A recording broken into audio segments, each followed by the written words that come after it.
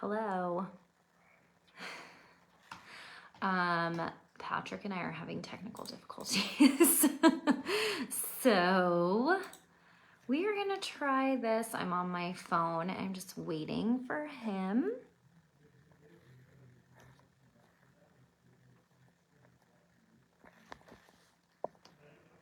To get on and then see if I can have him join me, and we'll get started in a minute. So sorry if you are here live. I see that there's a couple of you. We will get started in 1 minute.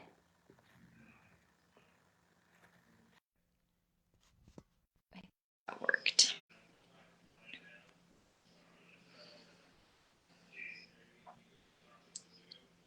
It says it's adding him. I'm gonna try and bring this up on my computer too, just so I can see if people have questions.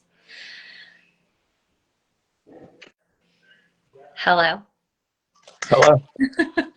Now you can't see my face. Okay. Gotta love it. Gotta love it. Oh, well, this is really exciting, everyone.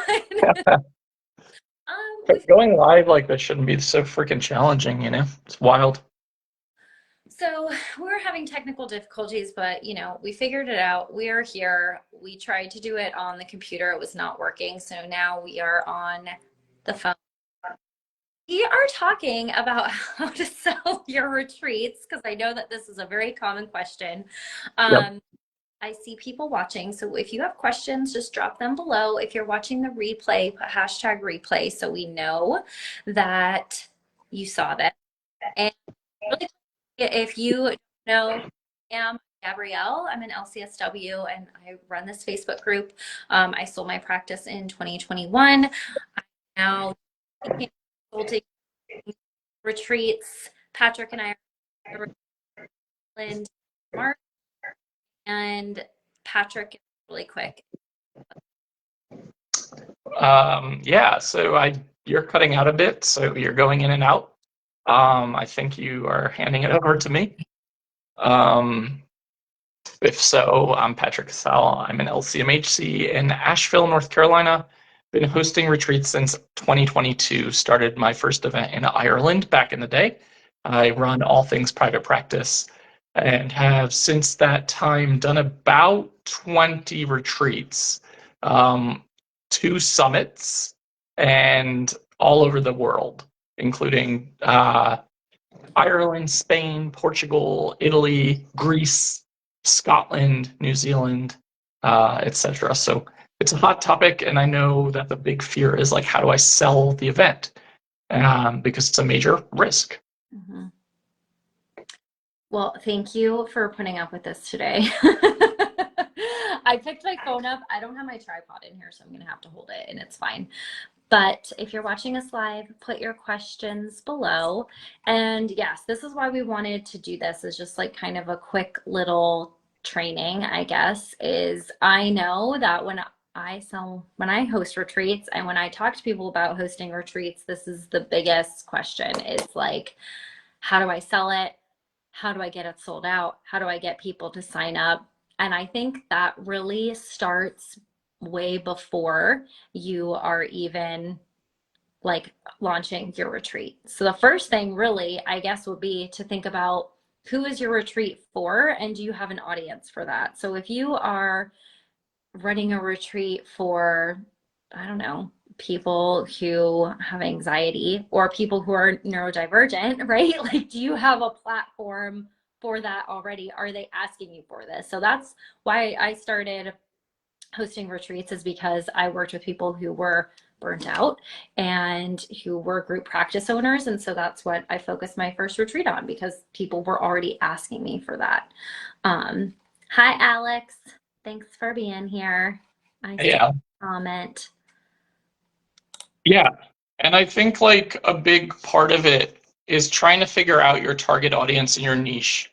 And if you don't have an audience established, you don't have to start with a retreat. And I think that's what a lot of people get wrong initially, is seeing other people do these things who already have audiences established. It's really easy to think like, okay, I have a good idea and a location, I'm going to do the same. And in reality, it takes so much time and effort and energy to build an audience. And my suggestion would be like, if you already know who you want to host retreats for and what you want the theme of the event to be or the big takeaways, to create like some small mini courses, webinars, trainings, get on some podcasts about the topic, and really create like a portfolio, so to speak, of all of these different resources for that specific audience. And that allows you to kind of build that funnel system, create that know, like, and trust factor so people really have a sense of who you are. And that is going to make your life a lot easier when you're ready to publish that sales page.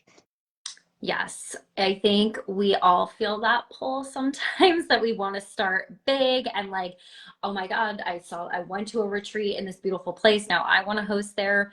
But it takes, I think, I don't know. I'm like, how do I want to say this? I think when you just see it on social media, it can seem like it's really easy. It's like, oh, they're just getting people to sign up. Oh my God. But it takes so much time and effort. Like it really took me a couple of years really before I did the first retreat. And especially right now, I mean, there's a lot to say about what's happening in the world right now, but also just with being an online business, people, they used to say people, you needed to post something 7 times for somebody to see it. Now it's like 12 to 15 times, and it takes even more for people to trust you and to put, for somebody to say, I'm going to spend 6, 7, 8 grand, go across the world, get childcare for my kids, buy plane tickets. Like that's a lot. It's asking a lot of people, which is fine. That's what we're doing because that's where the transformation happens. But it's not just going to be making a couple Facebook posts that's going to move the needle to get people to trust you to be able to want to do that. Yeah. And I think, unfortunately, for a lot of you listening or watching right now or coming back to it later, that's what you're doing as a strategy. It's like post, post, post, and typically in like other people's Facebook groups in their marketing threads. Honestly, like that's not really a strategy. Yeah. Someone might come across that and say, "Ooh, that looks like it's interesting to me." But the odds of really getting a significant amount of conversions off of someone else's like creation and their space, right, are Mhm. slim to none.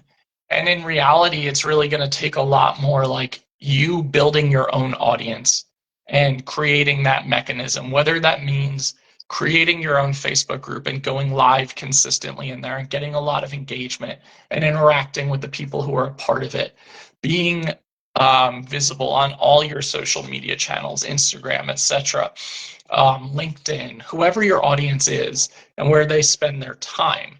Like when I first did my retreat back in 2022, my um, my Facebook group, All Things Private Practice, probably only had like 5,000 people in it, but it was active and I was the face of it.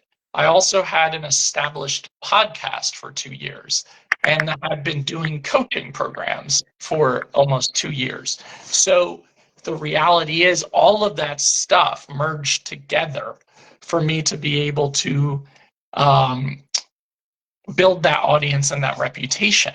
And even my first retreat back in 2022 was a huge leap of faith. Like, I remember posting on my personal Facebook page if I was to host an event in Ireland, who would come? And a bunch of people said yes. But that didn't mean when the sales page went live that all of those people were going to sign up. Mhm. And you really do have to build an event and market it so much that it feels like you're doing it ad nauseum. But in reality, like you have to be so consistent with it. And it's so much more than just posting in Marketing Monday threads. Yeah. That is such a good point because I see that a lot too. And I mean, yeah, it can be helpful to get some eyes on it that way if somebody searches retreat in that group or whatever. But it's exactly what Patrick said. Like, that is somebody else's audience and their platform. And those people know them and trust them. They don't know who the fuck you are. So they don't know you.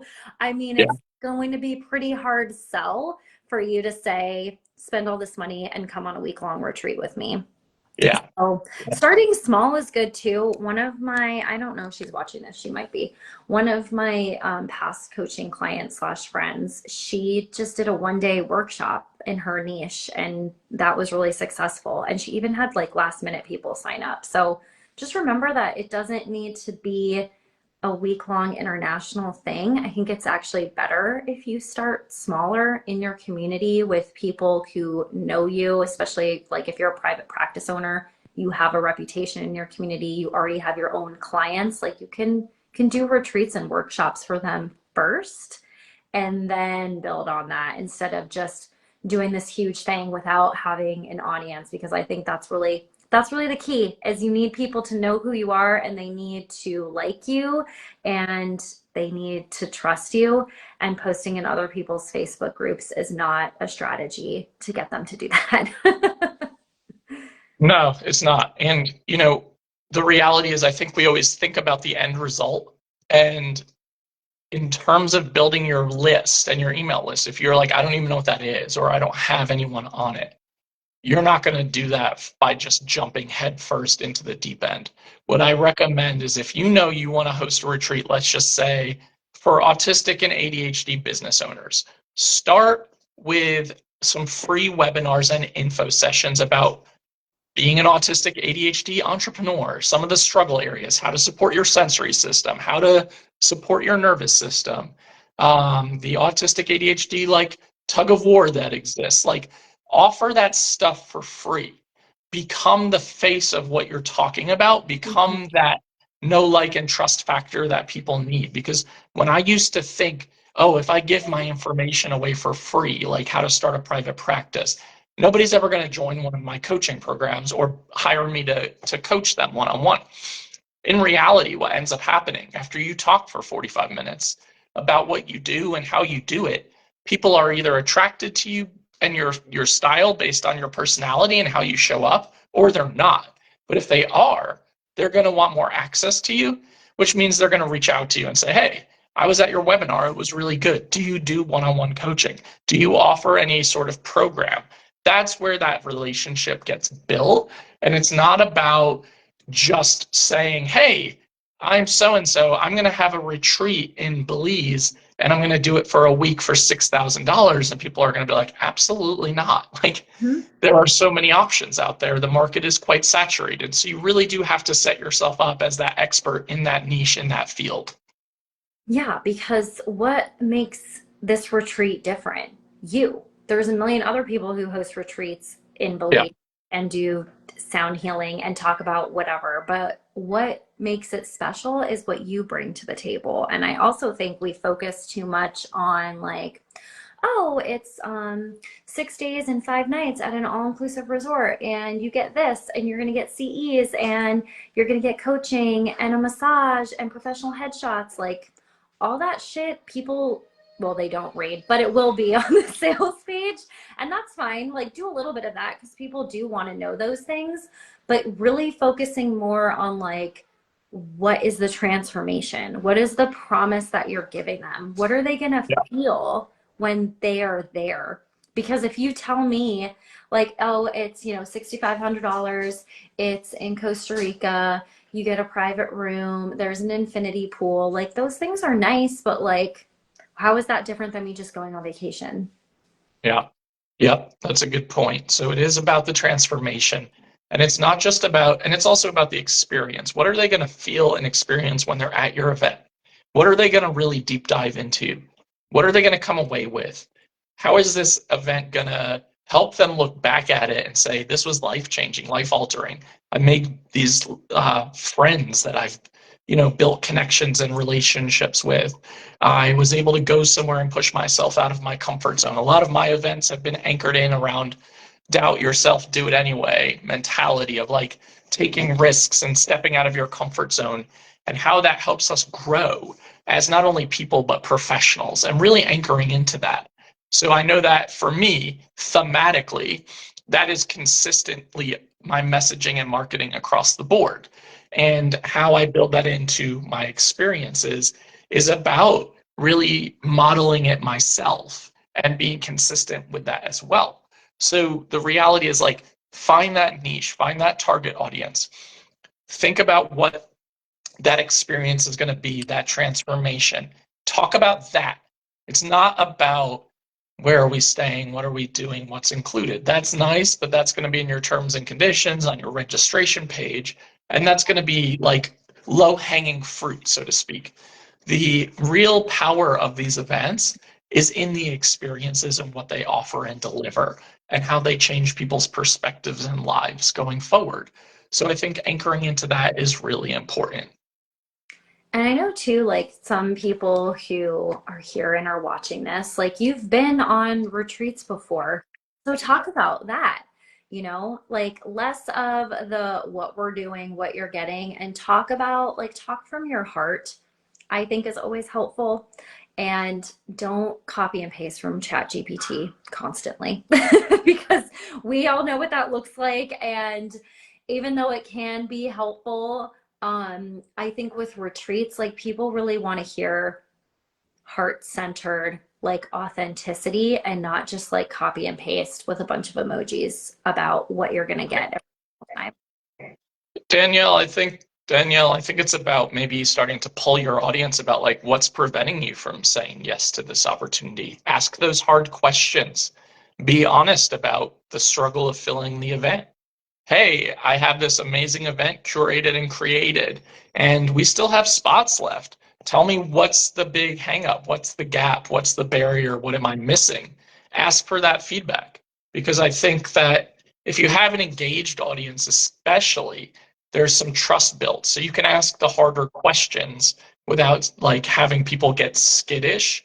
And that would be my approach of like, tell me why you're not saying yes to this. What do you want more of or less of? Or what's the hang up? And I would anchor into that and just see what happens with some of that conversation. I would also say too, Danielle, if you haven't already, to personally invite people. So if you haven't messaged or emailed or DM'd or whatever, to do that too. And that doesn't have to be like salesy, right? Like I'll often just ask people and be like, hey, I saw that you liked my post about my retreat. What are you working on? How can I help you do that in Costa Rica? Like just personally Yeah, invite. And look at your stats for your emails too. Who opened and clicked but then did nothing? You can retarget those people. for sure. That's what I would think about doing a lot of that as well. So there are definitely ideas of what can be done. And I think it's just about like getting super creative in terms of the personal invites as well. And personally inviting people, like I used to do that too if they expressed interest, because if I knew specifically what they were struggling on or working with or what they wanted to achieve, it's a lot easier to build that like one-on-one invitation and say, hey, I know you mentioned that you want to work on A, B, C, D, and E. This has been your struggle in the past. I think this would be really helpful. Let me know, how we can make this happen for you and really making it very personalized. Mhm. I think that works well. And I also think like just with marketing, like getting creative also. So again, like less of what you get and talk about the experience. I know for my Belize retreat last summer, I did Instagram stories one day of like, this is what it's like a day in the retreat. And I was like, this is where Yeah, you get your coffee, blah, blah, blah. And that sold two, maybe three spots just from Instagram stories of showing like, this is what it looks like. This is what we're going to be doing. right. Yep, I love that. I love day in the life stuff. I think that feels really cool. Really taking people through the experience. And I think that's why recon is so important because it's really necessary to kind of highlight, hey, here's where you're going to be sleeping, staying, connecting. This is the food we're going to be eating. Look at this like beautiful environment to do A, B, and C. And it's super crucial. You all probably saw me post a million photos and videos when I was in New Zealand a couple months ago for that exact reason. Because in my mind, like marketing is storytelling, and I Mhm. want my sales pages to transport people to the experiences. And I think that has always been really useful for me in that capacity. I would agree with that. That's what's helped me as well, and just being consistent. Because again, just kind of like circling back to what we were talking about at the beginning, it's there's a lot of noise. It's very saturated out there just in general. So you do Yeah, need to post. I mean, I'll post things like 20 times and then somebody will be like, "Do you have any retreats coming up this year?" yeah, So for people sure. just don't see it. So it's going to feel redundant to you, but the algorithm is the algorithm. So you just have to Yeah. be about it. We've run ads for like info sessions, which you could certainly do. I think running ads for free info sessions or trainings that have to do with your event would be a much better usage of your money than running ads specifically for the retreat. Um, it's really unlikely that ads are going to convert high ticket items, Mhm. especially without that know, like, and trust factor built up. Yeah, I did a Facebook Live in here maybe a couple months ago now with Ryan, who runs my ads, and we talked about this, that ads don't really convert for high ticket things because, I mean, would you book a $6,000 retreat off of an ad with a stranger? I wouldn't personally. But if No. I saw an ad for something free that spoke to me, I might sign up for that. So the Yeah. freebie is always the best. And so, yes, like a free info session, a free training, a free webinar, because then Patrick was talking about this earlier. You're speaking for 45 minutes, an hour, whatever, and you're starting to build that relationship with people and they're getting to see you and understand you, and that's where, then they'll convert or sign up for your offer or whatever. Yeah. So take your concept for whatever your retreat is, Danielle, and then make an info session specifically about that topic. And also ultimately just funnel people in through ads for a free like webinar on how to do whatever. That also allows them to ask questions, get to know you, talk about logistics. Like, I think it's a really helpful way to use that resource instead of like, throwing money in the trash more or less by running ads Yeah. directly to your retreat. You would have to spend so much money on ads to get Yeah. probably no conversion on something like that. Yeah, it doesn't seem worth it to me. No. But other questions from people who are watching right now? I can't see how many people are here. I can't see Gabrielle, so this is Oh. a fun journey in Facebook Live hell. I know this was very interesting. There are some other people watching live, so this is your chance to ask us if you have any questions about, I have it open on my computer, about retreats, how to sell retreats, questions about retreats. Our New Zealand retreat is sold out again, but if you want to get on the wait list, you can just put your email below and we'll add you, or you can DM it to me. And I still have 2 spots for Costa Rica. And that's November 2nd to 7th.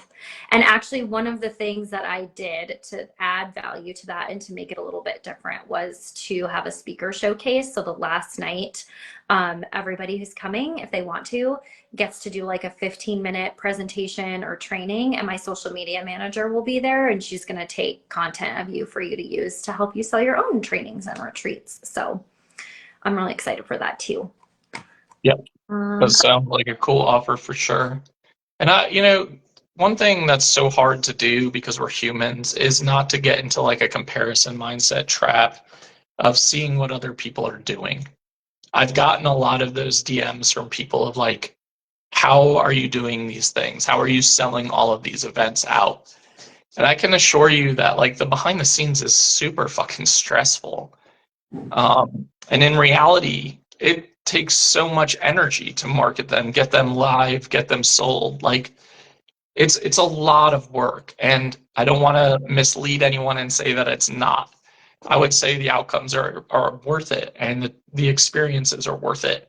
But it is an enormous lift. So again, starting smaller is a great place to kind of anchor into. Build that list, build that funnel people through free and low cost offers into higher ticket items like retreats and coaching programs and stuff like that. not the other way around. Yep. I cannot agree with that enough. I know that's worked for Patrick. I know it's worked for me.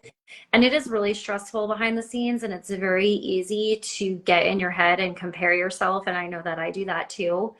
And I just know for me that this is going to be, cheesy if you don't know me, but if you do know me, you won't be surprised that I just really lean into my intuition and I let it go and I surrender and I just keep doing things from the heart and know that I am aligned with my values and that I'm doing this to help people. And it always happens how it needs to happen. So 100%. And there are people who offer coaching out there on how to do this.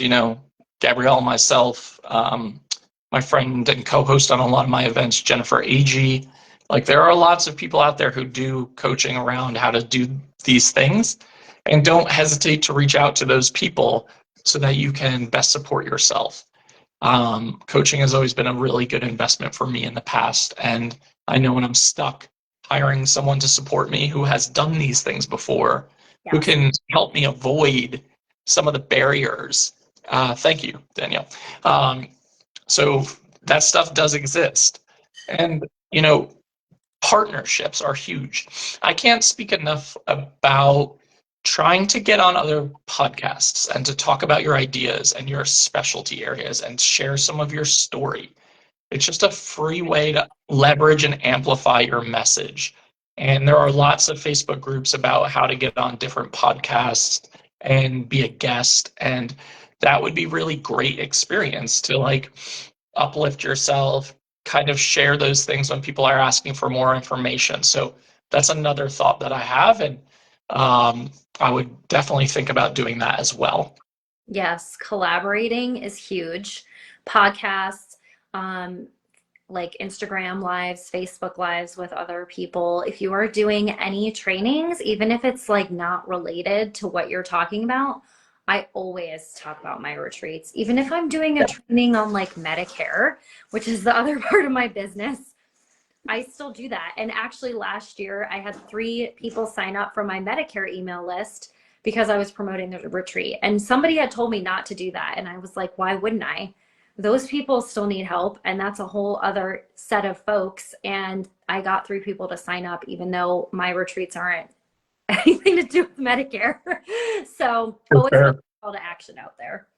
Totally. Yep. That's a great point. So those would be our big takeaways right now. And obviously, watch this, circle back, pretend you can guess what Gabrielle's wearing right now or what she looks like. And honestly, I can see myself, and I can see myself in the Facebook group too. you can see yourself. I can't see you at all. It's fascinating. Maybe they can see you then. That's I great. hope so. Yeah, all I see is a black screen.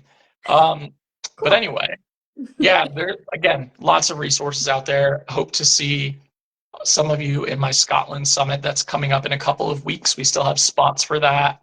If you want to come and get 12 CEUs in Edinburgh and get the hell out of this country for a little bit, yeah, we still have spots for that. Gabrielle's one of the speakers.